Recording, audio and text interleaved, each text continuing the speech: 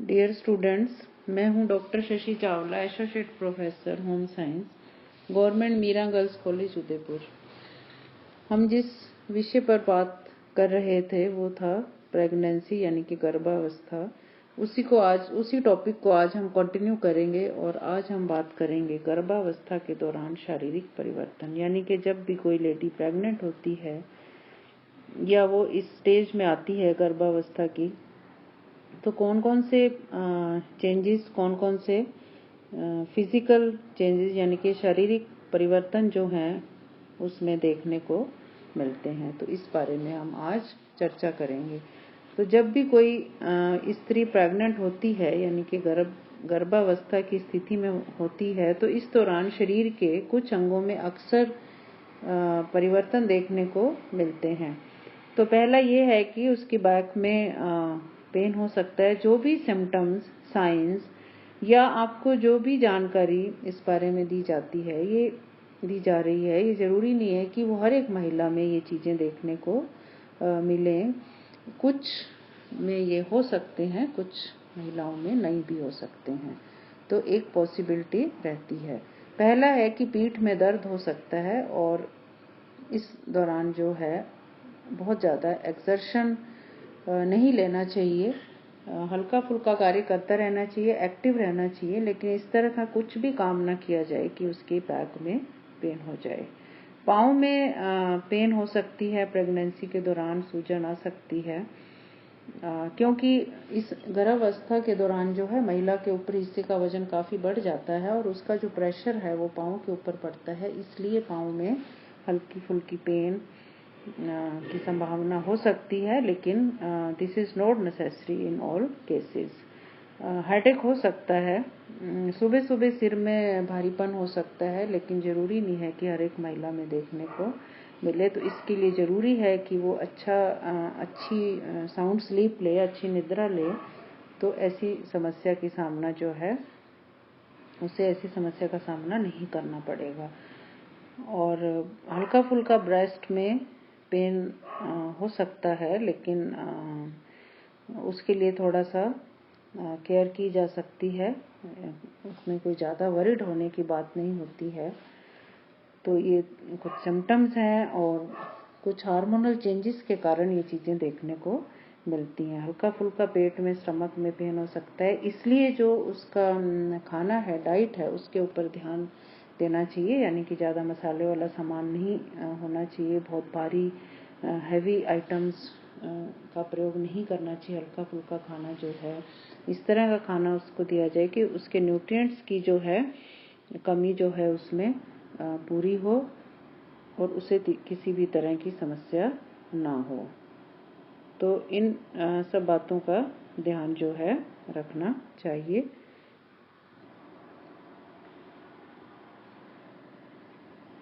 फिर हम बात करेंगे कि क्या क्या पौष्टिक भोजन उसको दिया जा सकता है। तो गर्भावस्था के दौरान जो महिला की खुराक है वो इस तरह से होनी चाहिए कि जो उसके अंदर बच्चा पल रहा है, माँ, और उसका भी पूरा ध्यान रखा जाए और माँ के स्वास्थ्य का रखरखाव, प्रसव के दौरान आवश्यक शारीरिक स्वास्थ्य और सफल स्तनपान कराने वाली क्रिया के लिए आवश्यकताओं की पूर्ति की जानी चाहिए। तो प्रोटीन युक्त आहार जो है अनिवार्य होता है माँ और बच्चों दोनों के लिए, और संभव हो सके तो गर्भवती महिला को पर्याप्त मात्रा में दूध जो है दिया जाना चाहिए। और दूध जो है उसकी क्वालिटी भी अच्छी होनी चाहिए। दूध कहाँ से आ रहा है, कैसा आ रहा है, इस बात का पूरा ध्यान रखा जाए। उसकी डाइट में एग्स शामिल किए जा सकते हैं, और अगर वो नॉन वेज है तो उसको फिश, पोल्ट्री उत्पाद और फ्रेश नॉन वेज भी दिया जा सकता है, क्योंकि उसमें प्रोटीन की काफ़ी मात्रा होती है और बहुत सारे न्यूट्रिएंट्स जो इनमें पाए जाते हैं वो हर एक वस्तु में नहीं पाए जाते हैं। लेकिन वो प्योरली वेजिटेरियन है तो उसको फिर डालें, और जो सीरियल्स हैं उनका उपयुक्त मतलब सही चीज़ों को, मतलब सही अनाज और दालों का चुनाव करना चाहिए, ताकि किसी भी तरह की कैलोरीज या फिर किसी भी तरह का प्रोटीन्स या फिर अन्य न्यूट्रिएंट्स की कमी ना हो। अगर ऐसा लगता है कि उसको एनीमिया है या उस खून की कमी हो रही है, तो उससे आयरन युक्त जो है सब्जियां दी जाएं। आयरन युक्त आहार उसके डाइट में शामिल करना चाहिए। हरी सब्जियां होगी, पत्तेदार सब्जियां होगी, मेथी है, पालक है, सरसों है, और हर जो भी सामग्री, खाने की सामग्री, खाद्य सामग्री उसको दी जाती है, उसकी क्वांटिटी जो है थोड़ी थोड़ी रखी जाए और उसको हम दिन में 5-6 बार या 7 बार डाइट दे सकते हैं, लेकिन एक ही समय में हमें खाना जो है उसको नहीं देना चाहिए।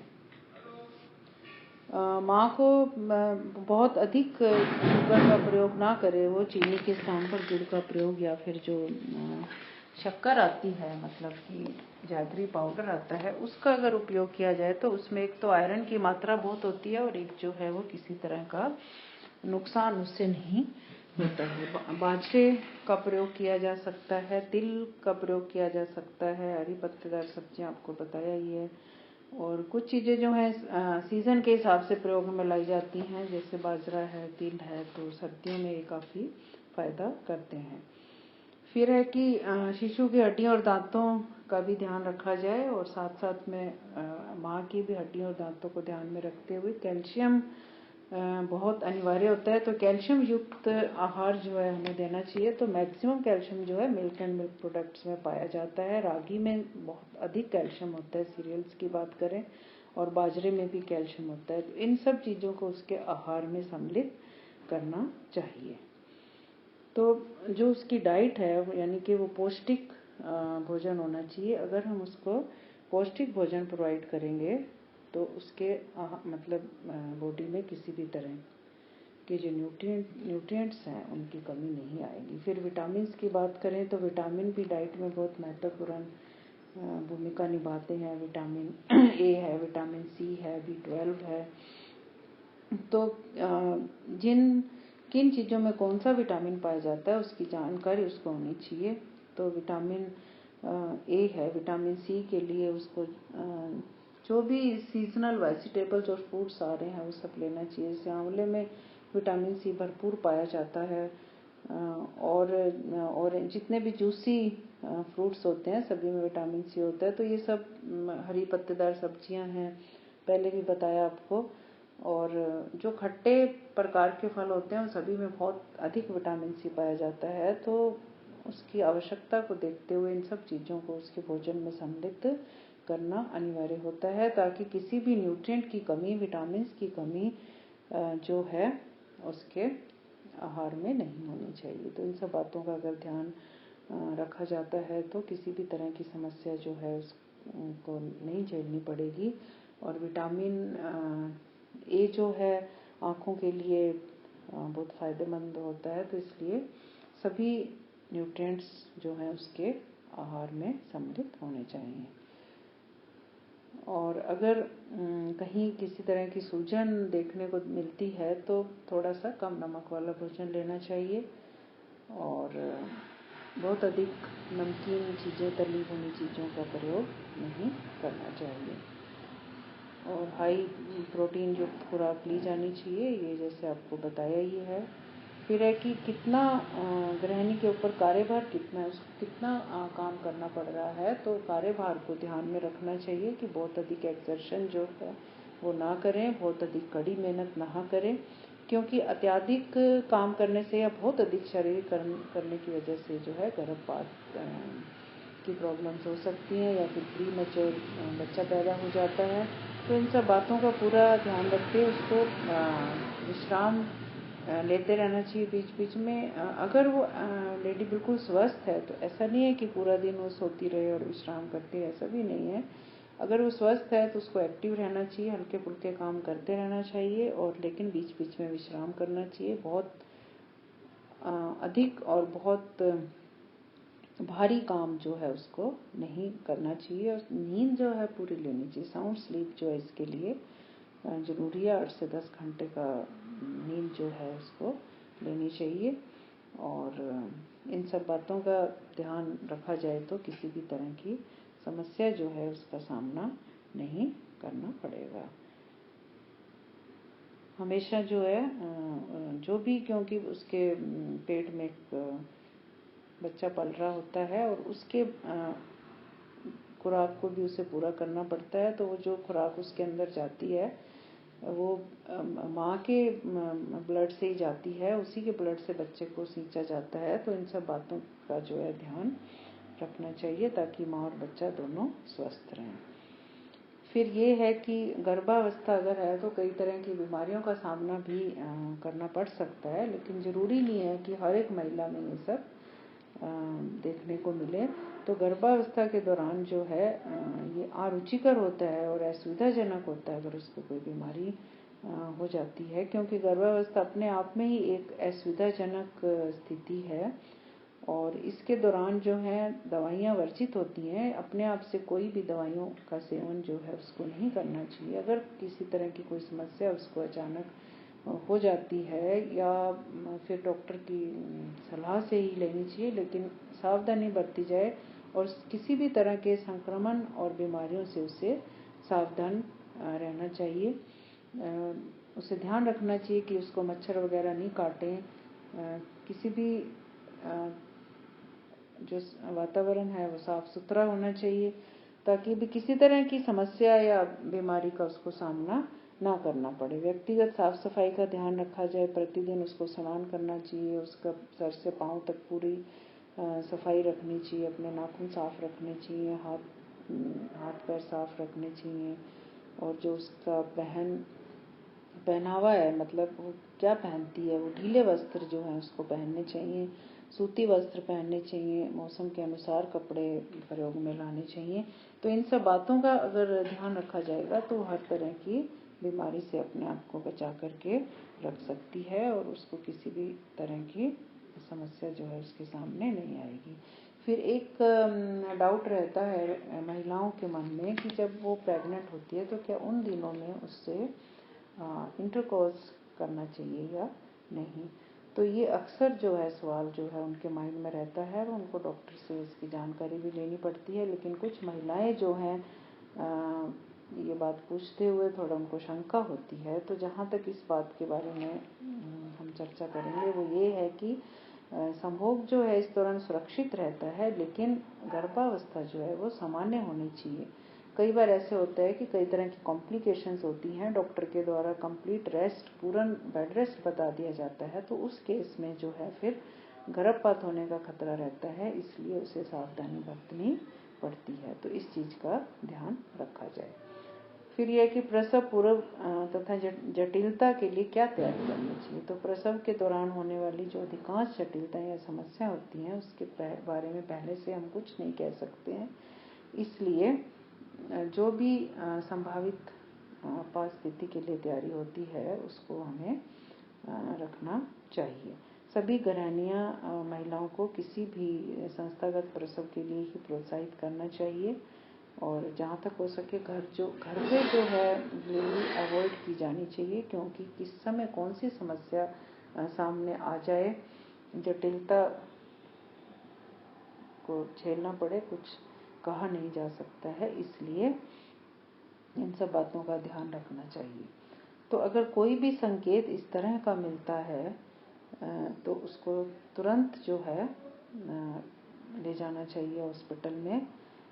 जैसे अगर उसको लगा कि कहीं थोड़ा बहुत ब्लड आ रहा है या कहीं पर कोई पेन हो रही है, पेट दुख रहा है प्रसव से पहले, ये प्रसव के संकेत हैं।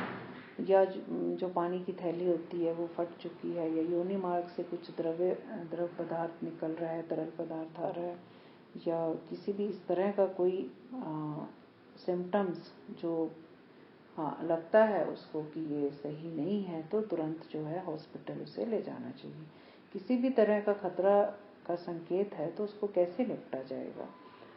तो किसी भी तरह का ब्लड या उसको तेज सिर दर्द हो रहा है, धुंधला दिखाई दे रहा है, उसको चक्कर आ रहे हैं, ठंड हो रही है, या वो स्वयं अपने होश में नहीं है और अधिक समय लग रहा है प्रसव में और झिल्ली फट जाती है, पेट में दर्द हो रहा है, तो इनमें से कोई भी संकेत अगर सामने आता है तो उसको तुरंत जो है हॉस्पिटल ले जाना चाहिए। उसको किसी भी प्राथमिक हेल्थ सेंटर में हॉस्पिटल में तुरंत ले जाया जा सकता है। मान लो उसकी सांस तेज हो रही है, तेज फीवर हो रहा है, उल्टी हो रही, किसी भी तरह की कोई समस्या है तो उसको हेल्थ सेंटर ले जाना चाहिए। फिर ये होता है कि जब भी प्रेग्नेंट लेडी है और उसका प्रसव यानी कि डिलीवरी होती है तो ब्लड की भी एक समस्या सामने उत्पन्न हो जाती है कि पहले तो ये होता है कि डिलीवरी नॉर्मल हो रही है या फिर सिजेरियन हो रही है, तो ये दो बातें हैं। और फिर यह है कि उसके अंदर किसी तरह की खून की कमी तो नहीं हो रही है। अगर इस तरह की कोई स्थिति पैदा हो जाती है तो उसको जो है ब्लड भी देना पड़ता है। तो इन सब की जो है तैयारी पहले से रखी जाती है, क्योंकि ब्लड को खरीदा नहीं जा सकता है, किसी न किसी के थ्रू उसको डोनेट करवाना पड़ता है। तो कुछ तो रक्त संचारण के लिए जो है पहले से मतलब उनके पास इकट्ठा होता है और वहाँ से वो प्रोवाइड कर दिया जाता है। नहीं तो इस तरह की व्यवस्था जो है पहले से रखनी चाहिए कि आवश्यकता पड़ने पर उसको ब्लड दिया जा सके। तो ये कुछ प्रिकॉशंस, कुछ सावधानियाँ थी जो इसके बारे में आपको बताई गई हैं। और गर्भावस्था क्या है, उसके क्या सिम्टम्स हैं, क्या साइंस हैं, क्या प्रसव के संकेत हैं, किस तरह के जोखिम उसके सामने आते हैं, कैसा आहार लेना चाहिए, किन बातों का ध्यान रखना चाहिए। और कल इसके बारे में कल भी आपको बताया था कि क्या सिम्टम्स हैं, क्या साइंस हैं, फर्स्ट 5 मंथ्स में क्या क्या साइंस सिम्टम्स होते हैं, नेक्स्ट वाले में क्या क्या होते हैं। तो इसके बारे में काफ़ी जानकारी आपको दे दी गई है। मुझे पूरी उम्मीद है कि आपको काफ़ी कुछ समझ में आ गया होगा। तो आप इसको ध्यान से लेक्चर को सुनिएगा और पढ़िएगा। Thank you.